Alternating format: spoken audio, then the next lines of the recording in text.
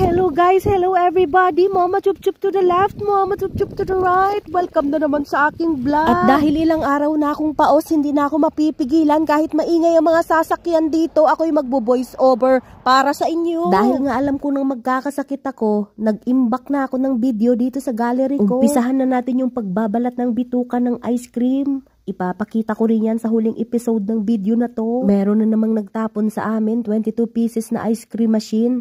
Tuwang-tuwa yung amo ko kasi nga meron siyang pampasweldo sa amin. Pero akong magtatrabaho na nilalamig, hindi ko alam kung ano ang uunahin. At eto nga, nilamig na yung puwet ko, uunahin kong paiinitin. Ganito talaga ako, hindi ko alam kung anong posisyon ang gagawin ko dahil sobrang lamig. Grrr. Dito na nga ako pumwesto malapit sa apoy para nga naman mainit-init yung aking katawan kasi ang hirap magtrabaho. Naninigas ang mga kamay ko at paa. Alas 8 ba naman ng umaga, sino ang hindi lalamigin? Kahit araw,